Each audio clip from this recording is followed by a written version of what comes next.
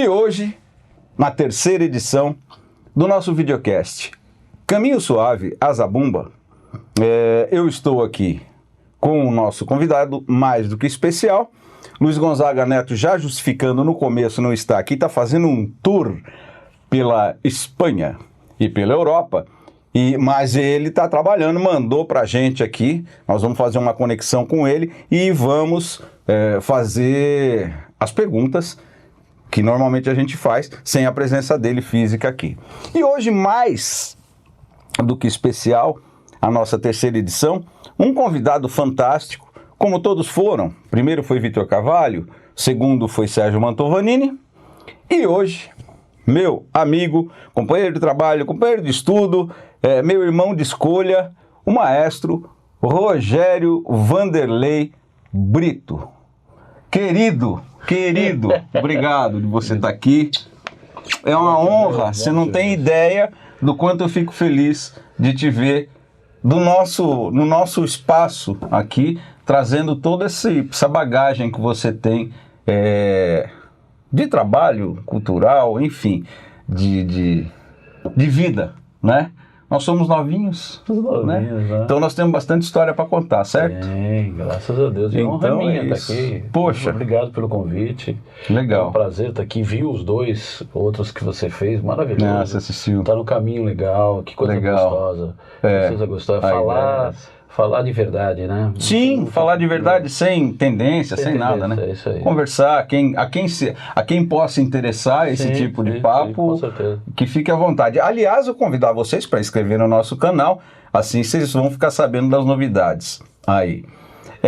O Luiz Gonzaga, eu vou deixar o Luiz Gonzaga fazer a primeira pergunta, que ele está ali pertinho, do lado ali na Espanha, e ele mandou a pergunta para a gente. Então eu vou conectar aqui e vamos ver o que vai dar.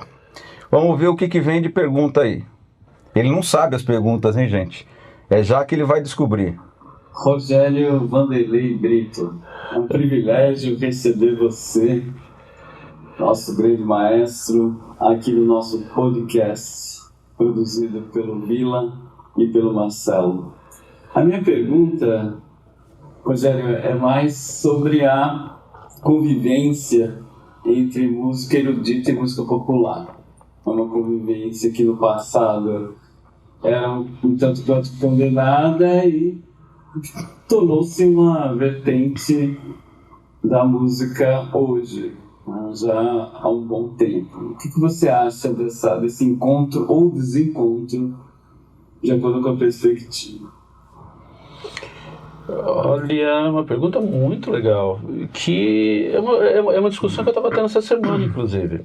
Eu, por exemplo, hoje, né, trabalho na Liga das Escolas de Samba em São Paulo. Esse é um assunto que a gente vai esmiuçar também. Rejo o concerto. 2 semanas atrás estava fora regendo um concerto com a orquestra sinfônica. Então, se você não navegar por todos os lugares, você não sobrevive hoje, né? Sem dúvida. Não sobrevive. A pandemia ainda provou mais ainda. Que se você tiver só uma vertente, só uma turma, né? Você não sobrevive, né? Mas a minha formação sempre foi assim. Minha formação sempre foi muito popular, né? Eu venho do popular. Eu nasci no meio popular. Vivi minha vida, minha carreira, boa parte dela. O erudito foi uma consequência do trabalho. E mesmo os meus trabalhos, mesmo com a Orquestra Sinfônica, quando eu estive aqui, em Taubaté e regendo a orquestra, eu sempre procuro ter uma música popular, procuro sempre encerrar o concerto com uma música brasileira, procuro ter sempre essa ligação. Eu acho impossível hoje você desligar muito, né? E você vê muitos músicos eruditos hoje fazendo popular e popular de boa qualidade. Sim. Esse preconceito que ficou durante muito tempo... E existiu, né? Na verdade, existiu e era forte. E ainda existe algumas vertentes assim de que a música erudita é algo sublime. A música erudita, se você for ver os grandes compositores, vamos pegar Mozart, por exemplo, né? Ele compunha ele buscava as inspirações dele no popular, sim, nas ruas, completamente. Né? E na verdade tudo era popular. Não era erudito, a música era música. Sim. E a música é música. A música tem a boa e a ruim. Nós fizemos lembra? Lembro, claro. Nós misturamos, para quem não viu, não sabe, Nós fizemos um concerto sinfônico, né? Sinfônico. Em cima, eram arranjos sinfônicos em cima da música raiz, né? Raiz. Rural. Com orquestra de viola. Com orquestra de viola, exatamente. A gente fez ainda no Cinitá. Tudo quebrado, arrebentado, caindo aos pedaços. Foi um sucesso. Foi. Porque as pessoas querem ver boa música.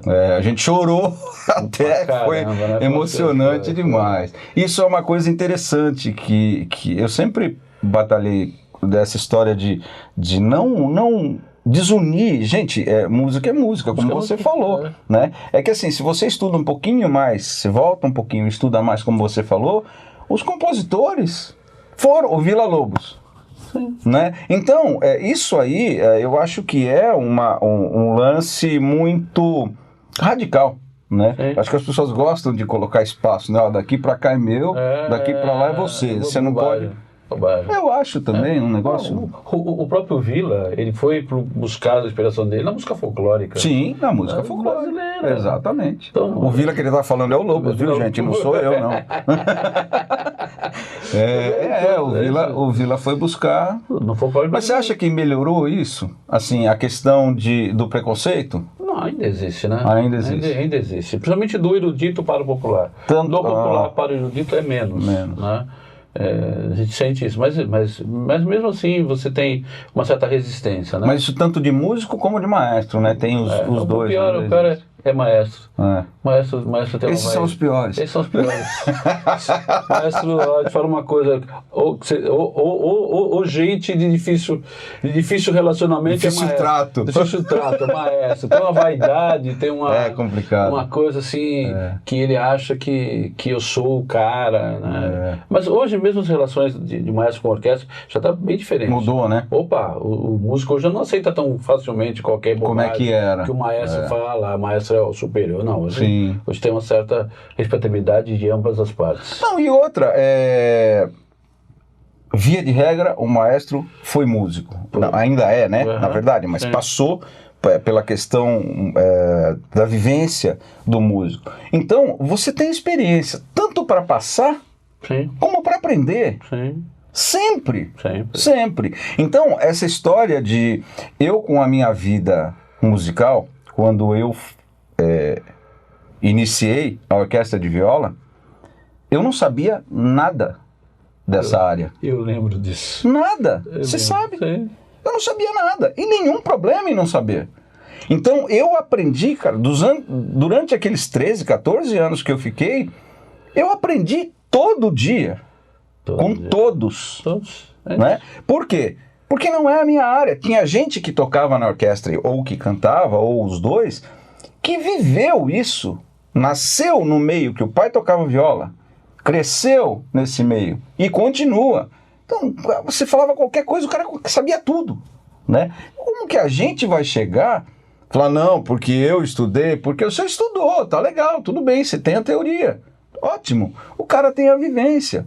A vivência, a escola, a universidade não te dá. Ela te dá as ferramentas para absorver a vivência. Mas você não tem como comprar a experiência que você teve, que eu tive. A gente como maestro, a gente é um eterno aprendiz. Aprendiz, claro. Coitado, né, do que acha que não, né? Não pode se colocar numa posição de que eu sei tudo e vou saber tudo. Hoje, com acesso à internet, então, você fala uma coisa sobre um compositor, o cara vai pesquisar lá na hora. O cara tá com o celular, o cara, vamos, maestro, você falou uma coisa aqui que... Não é. Não é. Sim. Sim. Então, essa relação de que o maestro... precisa ficar muito claro isso. O maestro é um mestre. Sim. E um mestre, ele é um cara que ele ajuda a conduzir. Exatamente. Ele não é o cara que manda. Não é o cara que determina. É o cara que ajuda a conduzir. É o cara que pega todas as experiências da orquestra, do seu grupo, ajunta num só e faz uma nova coisa. Mas junto. O maestro que se coloca na posição de pedreiro, não existe. Eu vejo aí concertos que eu vejo o maestro achando que ele é o cara que... até que vocês quiserem no YouTube, tem como reger uma orquestra sem ser malabarista. Tem no YouTube. Você vai lá, você assiste, você vê. Quanto menos você aparecer um maestro, Mas você está fazendo música. Sim. Você não está fazendo... não é teatro. É teatro. O maestro... tem maestro que faz, volta, vira, faz careta. Eu já fiz isso, não posso falar que eu também... Começo minha carreira, eu fazia caras e bocas. Não, é reger, é estar ali. É ser parte do todo. Sim. Quanto menos você aparecer a música, a grande vedete daquele momento. É a música, sim. E o interessante é que é um conjunto, né? Não é um fazendo música, né? A orquestra, ela é feita de partes, madeiras, metais e tal. E tem que ter essa conversa aonde, normalmente, os músicos, os metais, eles não estão vendo como quem está na frente, o conductor, né? Sim. Está enxergando. Então, esse auxílio é fantástico. Mas essa tradução americana do conductor é a melhor definição. Você é um condutor. Você é um cara que está dirigindo o ônibus. Exatamente. Você não é o cara que manda o caminho. É que tem um romantismo, né? Eu acho que a coisa ficou meio romântica, assim, no sentido de, eu já ouvi, não, você é maestro, então você toca todos os instrumentos, né? Isso eu acho que ficou meio que mal explicado, né? Você tem noção de como funciona, mas você não precisa tocar todos, né? Normalmente você toca um, ou dois, ou três, ou seja lá o que for. E você não manda na orquestra, é aquilo que você falou, você está conduzindo, pelo menos deveria. Então, mas se você for na essência da palavra, por exemplo, todo regente, ele é maestro. Sim. Mas nem todo maestro é regente. Verdade. O maestro é o cara que naquele momento está ali para conduzir, ajudar. O maestro pode ser o espala, o maestro pode ser o chefe de naipe. Sim. O maestro o maestro, que é o mestre daquele instrumento, né, o mestre instrumental, que vai ajudar você a resolver os problemas. Sim. Você vai resolver o problema de articulação, resolver o problema de tal. E o regente é o cara que vai reger para que tudo aquilo que foi combinado com os maestros aconteçam. Exatamente isso. Então, essa mística de que o maestro é o supra-sumo, é o cara, né? Todo mundo fala, às vezes você vai num lugar e fala assim, qual é a tua profissão? Eu falo, eu sou professor. Eu sou maestro. Pronto. Não, eu continuo sendo professor. Continua, exatamente. E aluno, né? E aluno. Bom, vou chamar Luiz Gonzaga Neto de novo. Vamos ver o que vem aí. Luizinho. Por favor, Luizinho. Venha. Vamos ver o que vem agora.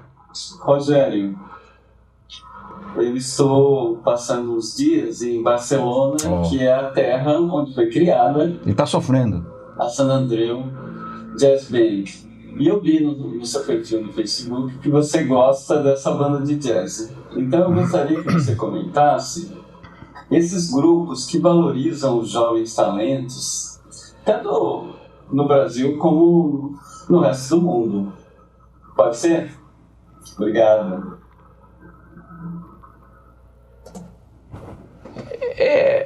No Brasil...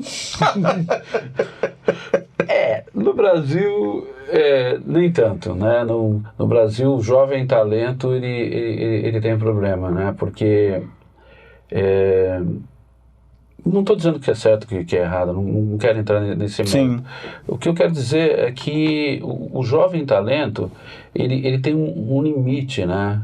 Um limite. Aqui, por exemplo, se você for qualquer país mais desenvolvido, você tem um ensino de música na escola. Na escola. O cara, qualquer jeito, ou ele vai fazer música, quando ele está no high school, né? Que é o nosso ginásio. O nosso ginásio. Ou ele vai fazer uma matéria ligada à arte, ou vai fazer artes plásticas, ele escolhe música, ele vai tocar numa banda da escola, ele vai para o colegial, ele tem a opção de fazer o esporte, ele tem a opção de fazer parte da banda, então ele escolhe qual a aptidão dele vai para aquilo. Aqui no Brasil não, aqui no Brasil para você poder estudar música, você tem que ter alguma prefeitura que tenha algum projeto musical que vai te ajudar você a fazer isso. As escolas particulares no Brasil até tentam fazer alguma coisa, mas é muito disperso, né?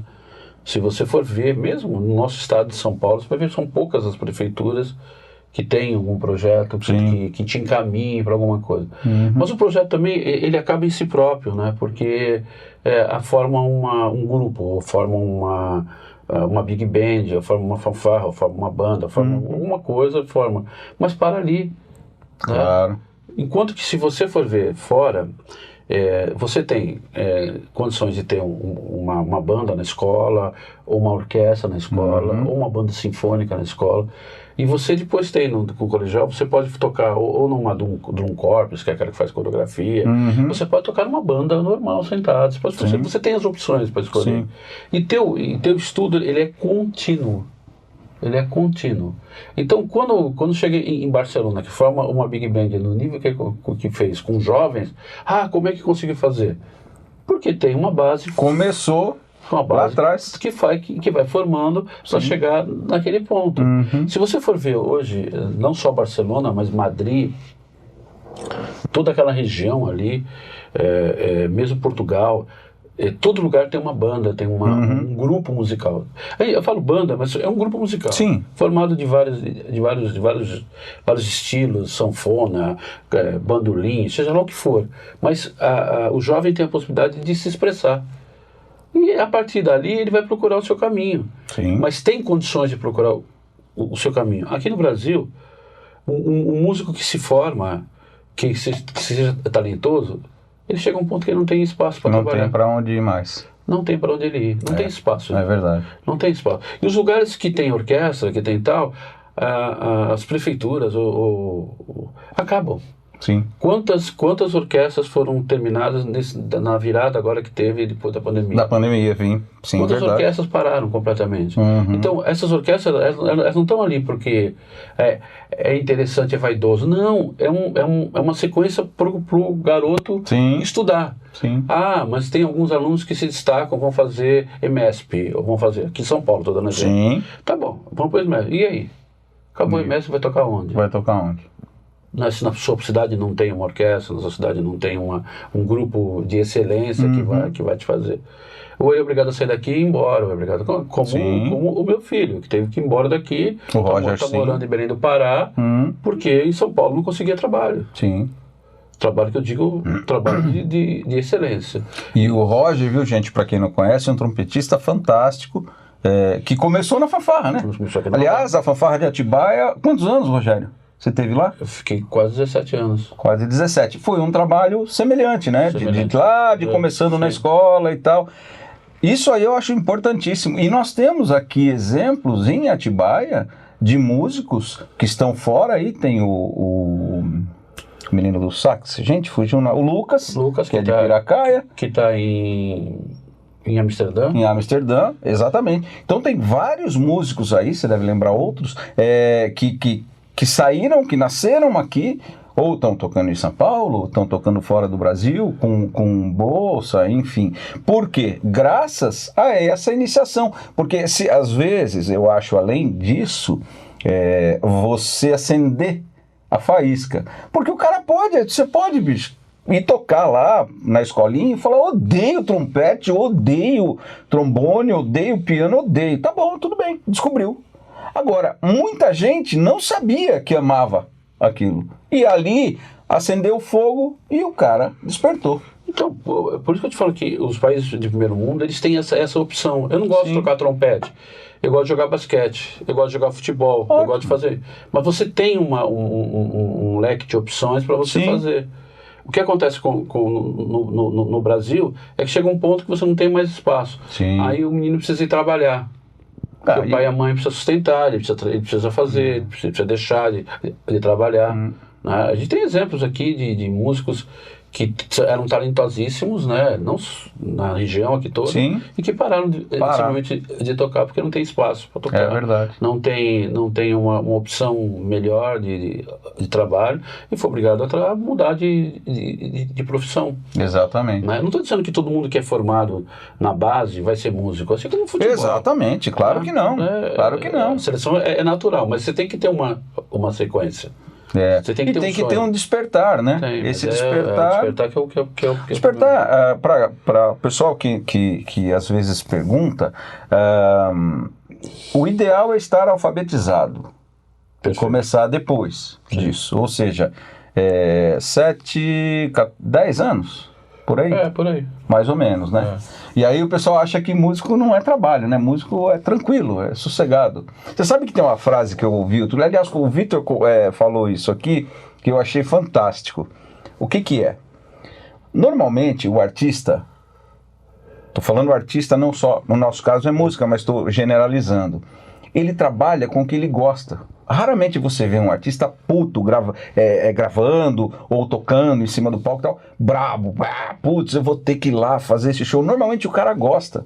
E aí as pessoas, no geral, não estão acostumadas a ver você trabalhar feliz.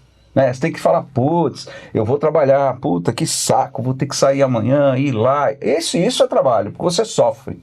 Né? Quando você trabalha feliz, não é trabalho. Não. Né? Aí o cara é tranquilo, é músico. Vai lá como se você não tivesse que estudar. Eu estou dizendo que tem casos e casos, né? Nós temos aí engenheiro, advogado e tal, que não está nem aí. O cara se forma e nunca mais lê nada, né? Isso tem.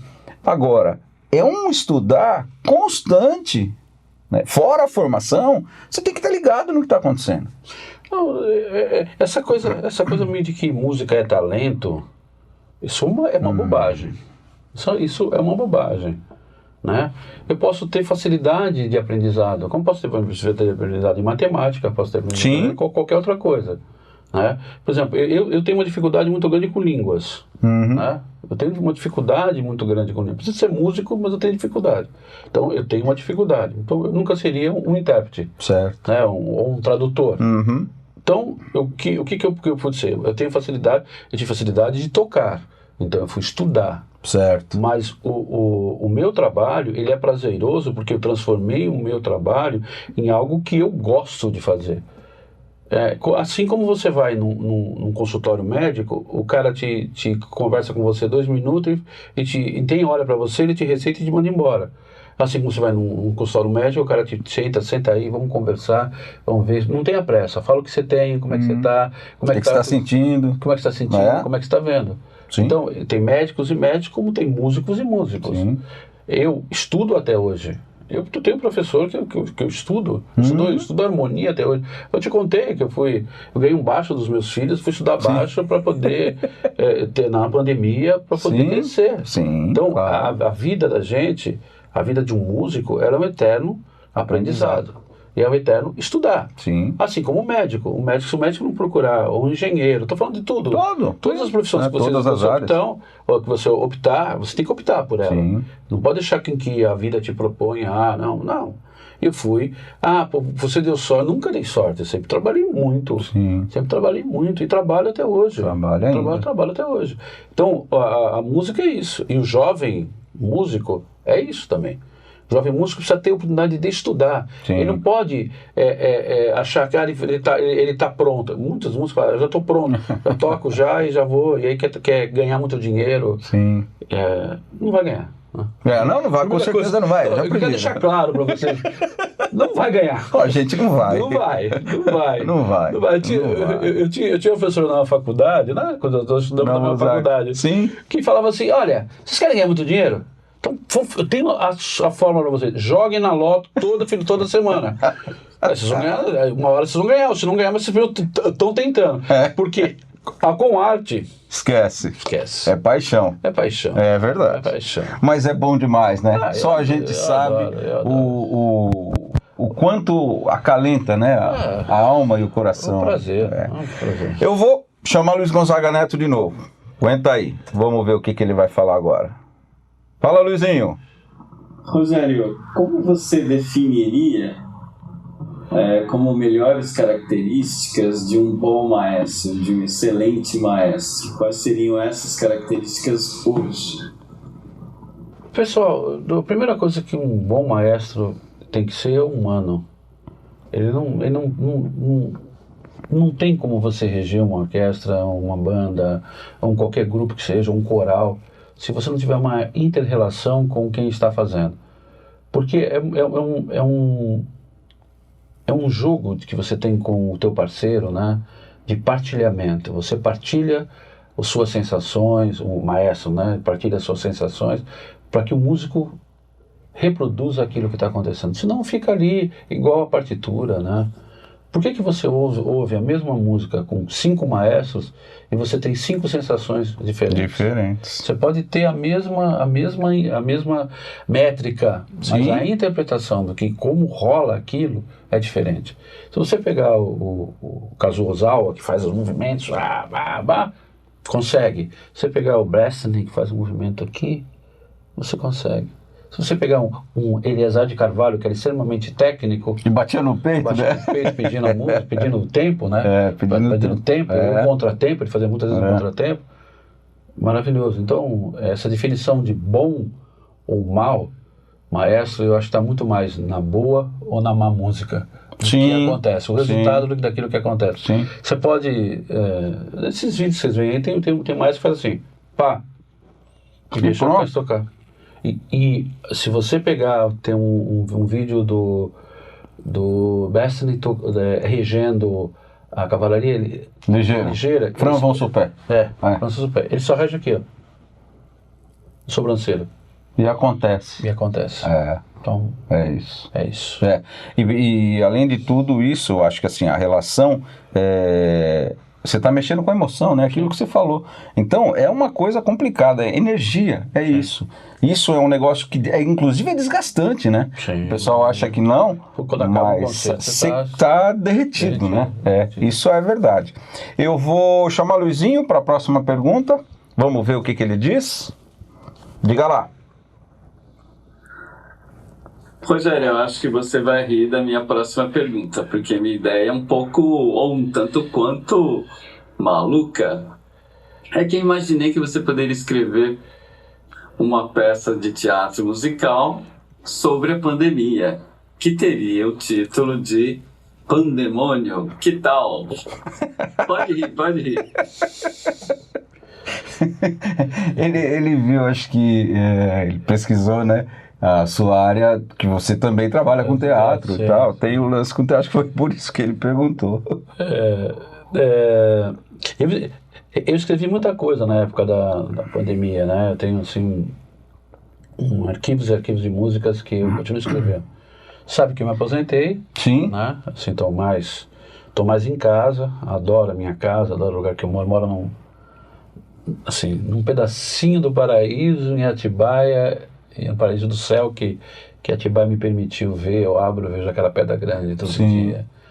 Então, ali é o meu refúgio, onde eu componho. Eu compus algumas coisas, sim, com a pandemia. Texto eu não fiz, né? Mas se eu fosse escrever alguma coisa específica para a pandemia, seria uma coisa muito alegre. Porque foi muito dura essa pandemia. Foi complicado, foi muito complicado. Nós não vimos nada parecido. Aliás, meus pais não viram, acredito que os seus pais também não teriam tido essa experiência de algo que nós passamos agora, né? Eu passei, assim, em termos de perda, muito parecido com a AIDS, quando a AIDS começou em 84, 85. A gente estava fora do Brasil, né? E eu conheci a AIDS antes de chegar aqui. Então o Antunes fez questão de mostrar pra gente que estava acontecendo isso, e que eu não chegava aqui as notícias, né? Aqui ainda estava indo. E eu perdi muitos amigos, né? Amigos do teatro, né? Na época, porque eram gente que tinha uma vida. Nós viemos de uma liberação sexual. Sim. Nós década de 70. 70, né? A gente era filho daquilo, tava vindo. Exatamente. Então, a AIDS veio para romper isso, e o preconceito. Então, o sofrimento foi muito grande, né? O sofrimento foi muito grande. E agora, além do sofrimento, foi o descaso, né, das autoridades brasileiras. Foi muito difícil. O uso da política, né, em cima disso. Eu nunca vi um negócio, a situação que está, e o descaso com os artistas, né? O descaso com os artistas, né? Nós artistas fomos jogados por nada, nós somos os últimos, nós somos o primeiro a fechar e estamos sendo o último a abrir novamente. Verdade. Então, foi muito duro você ver amigos pedindo para ter cesta básica porque ele não tinha o que comer. Sim, né? claro. Fazendo campanha, Então, para mim, foi assim... Não foi um sofrimento meu porque eu estava isolado, eu fiquei isolado. Sim. Mas um sofrimento por ver o mundo, por ver as coisas. A forma que ficou, né? A forma que ficou, ver as pessoas desacreditadas, né? Então, se eu fosse fazer uma música, eu gostaria de fazer uma coisa, se fosse especificamente escrever um texto ou qualquer coisa assim, eu escrevi um texto para cima, né? Falando sobre vida, sobre amor. Seria um pandemônio do bem. Seria um pandemônio misturado com circo, com alegria. Tem que ser uma coisa muito... Tá aí a sua resposta, alegre. Vou chamar de novo, vamos lá. Diga lá, Luiz, o que você tem para nós agora? Vila e Marcelo, foi um grande prazer. É a última aí, ó. Vejo aqui online, recepcionando o nosso querido amigo, maestro Rogério. Agradecer o Rogério pela disponibilidade de vir conversar com a gente. E gostaria de deixar aí um grande abraço, mesmo que virtual, aos amigos que estão reunidos nesse Estúdio Vila. Grande abraço, valeu, Luizinho. Para vocês. Obrigado. Luizinho, volta, acho que no final do mês a gente continua aí. Então essa foi a última questão, pedi para ele fazer uma despedida para você, mas eu não despedi ainda. Então vamos falar mais um pouquinho só sobre o lance, porque assim, as pessoas veem o Rogério fanfarra, o Rogério Sinfônica Jovem, Orquestra Sinfônica, e poucas pessoas sabem que tem o Rogério Teatro e tem o Rogério Liga das Escolas de Samba 10. Então conta um pouquinho pra gente, Rogério, dessas duas facetas que nem todos conhecem. Não, o teatro, eu tive a sorte de entrar no CPT na época, Centro de Pesquisas Teatrais, que era no Sesc, na Vila Nova. Na verdade, eu fui fazer uma réplica para uma amiga. Eu fui ler o texto para uma amiga, ela ia fazer teste, e eu só lia para ela. Né? E aí o Antônio, comecei a falar, para. Estou vendo aqui na ficha, aqui, você não está fazendo teste? Eu falei, não, eu vim fazer a réplica. Mas por que não está fazendo teste? Não sei. Eu falei, sim, eu tinha 18 para 19 anos, não sei. Só vim fazer. Nem... Faz pouco tempo. Faz pouco tempo. Eu tô com 60, então você imagina quanto tempo faz, 40 e poucos anos. E aí o Antunes falou, não, você precisa fazer, você é interessante, assim, fala sem o texto. Eu não sei falar, eu não decorei, eu estou lendo aqui. Aí ele pegou e falou, espera um pouquinho lá fora, eu quero falar com você. Aí saiu todo mundo, aí saímos, a minha amiga não passou, aí ele me chamou, falou, desce comigo lá, você vai ver um espetáculo. Vou ensaiar o espetáculo lá, ver o que você acha. Assim. Aí eu desci no elevador, ele estava falando que o que eu fazia, eu era músico na época. Falei, pô, tô precisando de um músico na realidade. Na realidade precisava mesmo. Que legal. Aí ele pegou, nós descemos o elevador, chegamos lá e estava ensaiando Macunaíma. Macunaíma. E aí ele estava, você lembra que o Macunaíma teve 6 horas, sim, depois teve 4 horas, depois teve 3 horas. Foi diminuindo, Quando chegou nessa última fase, que era 3 horas, ele precisava de uma pessoa que pegasse todo o rhapsode musical que o Franz tinha feito, que era um francês, Franz Rauns, é o nome dele. Foi o cara que fez a primeira direção musical do Macunaíma. Peça, sim. E precisava reformular tudo, fazer de novo. E eu faço. Caiu. E aí eu assisti a peça, aqui naquele dia mesmo eu assisti a peça, assisti a peça à noite, no outro dia, na tarde, eu ensaiei, fiz parte do coro, na sexta-feira eu estreiei. Nossa! Foi assim. Mas eu fazia coro ali, fazia coisa, e aí eu fui vendo a música, né? Fui fui trabalhando. Ó, pra você ter uma ideia, na época trabalhava Ailton Graça, trabalhava Julia Gunn, trabalhava o... me foge o nome dele agora, que é famoso, que foi global também. Trabalhava, bom, esse pessoal que tá aí, eu trabalhava lá na época. E aí eu fui ensinar eles a tocar. Tinha samba, que legal. né? A maioria das músicas eram feitas ao vivo. Eram feitas pelos próprios atores. E como ele estava reformulando, eu ensaiei, eu montei.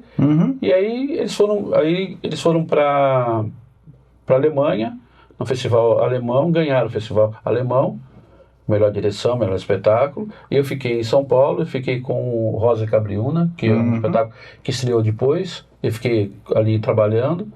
Aí eles ganharam um prêmio Valentine no Canadá. Foi o primeiro prêmio que eu ganhei com 19 anos. Nossa. Direção musical. Uau, que legal! Com 19 anos. Ganhei já entrou ganhei, arrebentando já. Na realidade eu fui um co-assistente, né? Assim, sim. Eu peguei o que estava pronto. Para mim não tinha. Eu não sabia nem quem era o Antunes. Nossa! Eu fiquei sabendo que eu estava Antunes lá dentro. O pessoal morria de medo dele. É que quando tem que acontecer, o pessoal morria de medo dele. Nossa, sofriam. Eu não tava nem aí. Passou... Ele falava comigo, às vezes dava uns gritos lá. Eu, tá, tudo bem. Tranquilo. É para fazer assim? Eu fui e fazia.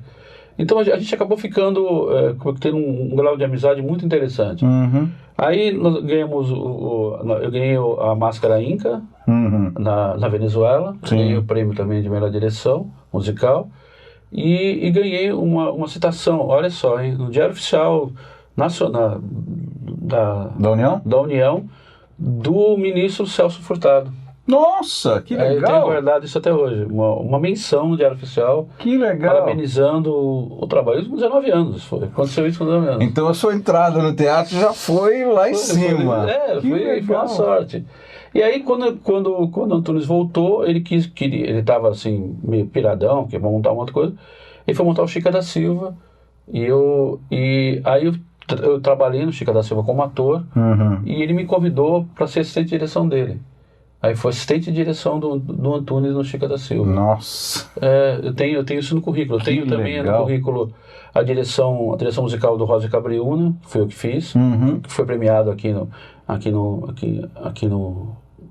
São Paulo, né? E aí eu fui trabalhando, fiquei 8 anos trabalhando com ele lá direto. Com ele. Aí eu pirei, né? Eu pirei porque chegou um ponto que eu dava aula, e às vezes virava a noite lá era, agora não é mais assim, mas na época você entrava 1 da tarde e não tinha hora para sair. E às vezes eu saía de lá às 5 da manhã, 6 da manhã, ia dar aula às 7 horas e voltava. Experiência. Filho pequeno, Roger pequeno, eu tendo que trabalhar, e lá você recebe só quando o espetáculo tá em cartaz. Então, foi tudo isso. Depois eu fui trabalhar. Aí a gente rompeu no Chica da Silva. A gente teve uma discussão lá, porque ele queria misturar macumba com canto-chão. Ele queria fazer uma coisa junto. Só que ele queria fazer isso, ele falou comigo no final da noite, 10 horas da noite, e na 1 da tarde tinha que estar pronto. E eu não tinha aquela noção de gravação. Você sabe que naquela época era fita, né? Nossa! Eu não sabia montar aquilo. Eu sabia fazer as coisas, mas não sabia montar. E é um trabalho. E não deu certo. Aí ele falou, mas o Romeu e Julieta eu fiz uma noite para outra. Eu sei que ele fez. Eu estava lá no dia do Romeu e Julieta, quando ele colocou os Beatles. Famoso Beatles que ele fez com o Romeu e Julieta. Foi um sucesso. Foi assim, ele estava ensaiando... foi todo mundo embora, no outro dia ele voltou com os Beatles e resolveu. Tava com música clássica e tal. Então eu acompanhei a montagem do método do Antunes, né? O Sebastião Milaré estava na época lá também. Então eu fiquei essa fase lá. Depois fui trabalhar pro Sesc. Sim. Eu dei uma sorte, assim, eu dei umas coisas assim. Eu fui assistir 340 espetáculos durante um ano. O Sesc tinha um festival famoso do Sesc, lembra? Sim. Que era um festival que era de vanguarda. Então, eu fiz parte da comissão que assistia os espetáculos nas cidades. E escolhia os 20 melhores, por exemplo, 300 e poucos espetáculos, para escolher 20. Um ano anterior para o espetáculo apresentar no festival. Aí eu fiz esse trabalho durante um ano, pelo Sesc. Olheiro. Eu aprendi teatro. Aprendi teatro vendo teatro. Vivendo, né? Vendo vários espetáculos, vários textos. Eu tenho os textos todos ainda guardados. Nossa, que legal. Porque ele tinha que mandar o texto. Sim. Aí eu fiz a direção do espetáculo do encerramento do festival. Isso foi uma honra do caramba. Depois eu montei um grupo amador, ganhei o festival da PETESP, ganhei da POSP, ganhei o festival de Bauru, ganhei o festival de Guarulhos, ganhei o festival que eu montei Pereira das Almas, dirigindo, depois dirigi espetáculo em escola. Assim, a minha história com o teatro foi assim. Eu não consegui trabalhar com mais ninguém. Cheguei a trabalhar com o Gabriel Vilela na Falecida, famoso, que todo mundo viu aí, assistiu. Ganhei um prêmio como ator no Festival de São José do Rio Preto, mas não consegui trabalhar com mais ninguém. Entendi. Porque o Antunes é uma outra coisa, né? É outro. Então a minha história com o teatro foi assim, eu fui caminhando com o teatro. E eu trouxe o teatro para a minha vida, né? Para as músicas que eu monto, mesmo músicas são muito teatrais, né? Como eu escrevo, como eu vejo. E a escola de samba foi por acaso também. Eu estava dando aula na faculdade e aí falaram para mim, olha, estou mandando currículo lá, não sei o que lá, para a escola de samba. Eu mandei o currículo. E foi. Aí me chamaram, eu dei nota no primeiro ano, dei nota para o grupo de acesso. Aí, sou bocudo, né? Como sempre, fiquei falando, né? Também assim, não estava nem aí também, se me contrataram, Eu comecei a falar sobre os critérios, tinha problema nos critérios, não sei o que lá. Acabou o carnaval que eu joguei, em 2017, aí me chamaram lá, o presidente me chamou e falou, você não quer assumir a direção? Aí eu assumi a direção. No primeiro ano foi muito difícil, né? Agora eu já consegui mudar os critérios, consegui colocar nota de performance, consegui mudar um critério, aquela bateria, aquela coisa mais complicada que tem lá dentro, uma questão de honra, consegui mudar o critério. E venho trabalhando, não sei se eu vou trabalhar agora, esse próximo ano, porque mudou a cúpula da direção lá. Mas eu continuo prestando serviço. Assim, entendi. Não tenho a segurança ainda que eu vou como é que é o nome? Liga da Escola de Samba de São Paulo. De São Paulo. É isso. Foi assim que aconteceu. As coisas vão acontecer. Aí apareceu a nota 10. Eu tô na mesa, vocês me viram esse ano na mesa. Eu vi. Ele ainda tá. Ele é a figura. História, né? História. Tem muita gente lá que tá há anos. Que ainda tá um tempão. Então, e o carnaval tá me ensinando muito. O carnaval está me ensinando muito. Você tem contato com Sombra, que é uns caras assim, né? Com o mestre da Vai Vai, que está há mais de 40 anos à frente. Você aprende com esses caras, né? Esses caras são... É aquilo que eu falo sobre música. A maioria dos mestres não tem um conhecimento teórico, mas o conhecimento prático. Esse você não compra. Esse você não compra. Não tem o que fazer. Muito bem. Então, gente, assim a gente vai encerrando. A última palavra vai ser, obviamente, dele. Agradeço vocês. Não esqueçam de inscrever no canal. E vem mais coisa por aí. Rogério, a palavra é sua. Para finalizar, fale o que você quiser. E as portas do estúdio estão sempre abertas para você. Sabe disso. Obrigado. Eu tenho muito que agradecer ao Vila. Se o Roger hoje está lá em Belém do Pará, foi graças aqui ao estúdio que fez a gravação da prova dele, né? Da prova dele, a paciência que teve. Você conhece bem o Roger é detalhista. E você também é detalhista. Eu também. Aí juntou os dois. Pra você ter uma ideia, eu caí da cadeira. É verdade. Mas foi assim, uma experiência maravilhosa. Assim, e graças a isso a gente tá junto. A gente trabalhou muito tempo junto, a gente fez coisas muito legais, a gente fez o concerto de 346 músicos ali. Verdade. Fizemos o concerto da lá do Cinitá. O Cinitá. Eu queria muito citar uma pessoa que me ajudou muito quando eu estava aqui, que me deu a oportunidade de conhecer e ter contato com músicos de alto gabarito, que foi o João Silveira. Não posso esquecer do Joãozinho. Joãozinho foi um parceiraço.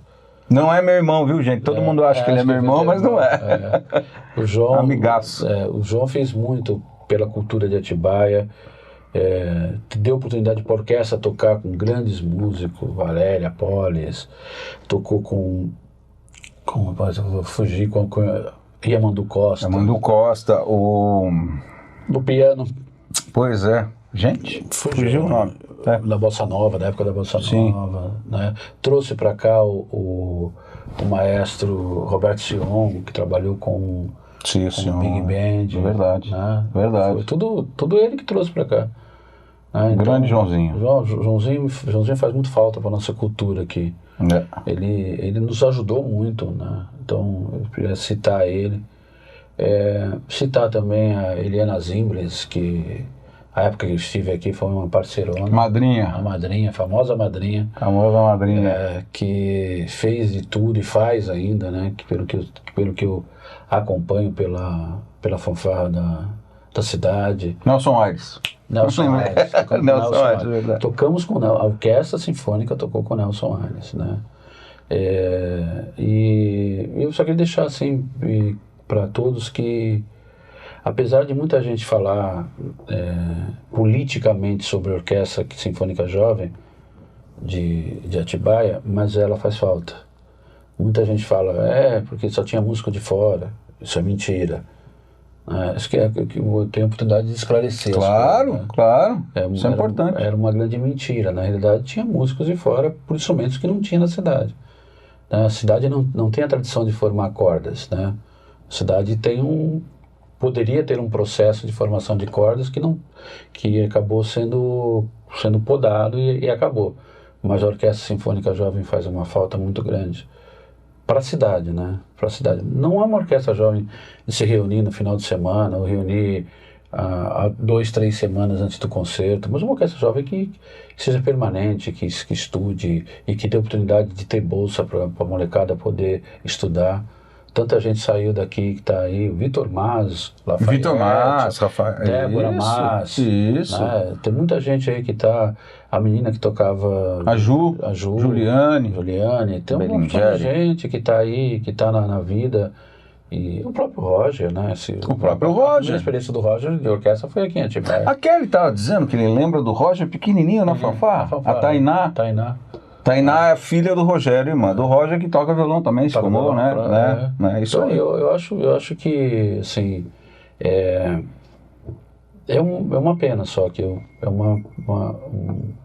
uma crítica positiva, não sintam-se muitas vezes ofendidos, né, por eu estar citando isso, mas é uma coisa assim, que eu acho que a cidade mereceria ter novamente a sua orquestra como algo permanente, como um trabalho para dar para as crianças, para os adolescentes, que se formassem dentro das bandas, dentro das orquestras, dentro desse trabalho. E que vale a pena, né? O que a gente fez, o que foi feito aqui vale a pena. Assim como eu tenho um irmão de escolha. Verdade. Um irmão de escolha que é o Vila, eu tenho uma cidade de escolha que eu vivo, que é Atibaia. Eu amo essa cidade, vivo nessa cidade. Muita gente acha que eu não estou mais aqui porque eu fui trabalhar em outra cidade. Fui trabalhar por uma questão só de... Trabalho é trabalho. Não, eu sou um cara que vivo de desafios. Eu não consigo ficar parado, ou consigo achar que está tudo bem, que chegou Passivo, a um ápice. Né? Eu acho que eu queria mais, então foi isso. E consegui. Eu sou o único cara na América Latina que tem 3 títulos mundiais, né? Sim, verdade. Ainda tem essa.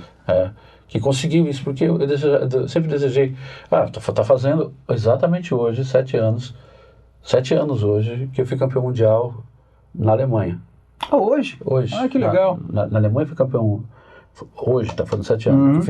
Fui campeão na Alemanha europeu. Sim. E na Dinamarca foi campeão mundial. Uau. 7 anos está fazendo hoje. Também, né? Loiro, alto, de olhos verdes. Vê se um cara baixinho, barrigudo ia ganhar isso. Não, né, meu? Mas é só isso que eu queria deixar assim, como mensagem, e queria desmistificar essa coisa que a orquestra era uma coisa de gente de fora e que o pessoal vinha aqui para ganhar dinheiro e ir embora.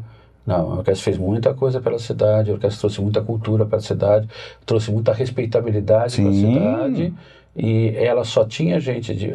só deixar só para acabar, só. Não, a orquestra começou com 80% de fora e 20% da cidade. Você lembra bem? Sim, não claro. Tinha. Até os músicos de metais nossos, pouquíssimos passaram. Sim.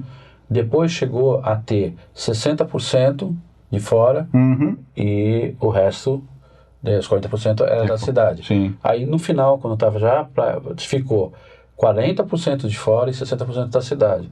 Os metais, as madeiras, eram daqui da cidade ou da região. As cordas que eram de fora, né? As cordas, a maioria das cordas era de fora. Eram de fora. Né? Porque não tinha formação. Fora a oportunidade que se deu de ensino para muita gente daqui da região. Daqui da região. Muita gente daqui, saiu daqui, hoje tocam fora, porque passaram porque passaram. E tem isso no currículo. Eu acho assim, eu me pauto muito pelos fatos. Né? Esse negócio de romantizar, não, porque eu acho, não acha porra nenhuma. Meu, qual foi o resultado disso? O resultado disso foi isso.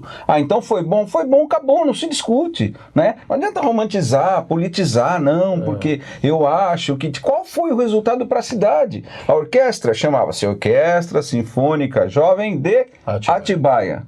Se nós não tínhamos... cordas suficientes para compor a orquestra, que trouxesse de fora, como se fosse fazer uma orquestra sem cordas, não dá, né? Então, precisa juntar. Mas está certo, isso aí é uma questão política. Muita gente se esquece que tinha academia. Ainda tem essa, verdade. Que os nossos alunos daqui da cidade tinham oportunidade de ter aula com esses caras que eram de fora. Mas eu só queria desmistificar isso, porque eu escutei isso de novo agora, depois de tantos anos, né? Eu escutei isso de políticos, né? E eu falei, mas você tá equivocado, né? É bom deixar claro a história, né? Porque não dá para você contar uma história e contar de uma vertente só. Você tem que ter história. Claro, a história tem várias facetas. Sim, claro. Mas você falou uma coisa super importante. O que aconteceu não tem discussão. Né? Não tem. Com o nosso concerto no Cinitá caindo aos pedaços, com meia boca de luz e tal, teve um resultado. Esse resultado existe. Ninguém tira. Então não adianta, você pode falar que tá lá. Né? Enfim, é isso. Obrigado, meu irmão. Obrigado de coração. Marcelinho, que está aí do outro lado, que vocês não estão vendo, ele está fazendo assim para mim, ó. Estou reproduzindo aqui. Eu não sou tão bonito quanto ele, mas estou reproduzindo o que ele está fazendo lá. Obrigado, Marcelinho, pela técnica, pela edição. E, de novo, se inscreva no canal, que vem muito mais por aí. Obrigado, viu? Porta aberta, quando você quiser. Fica com Deus. Obrigado, gente.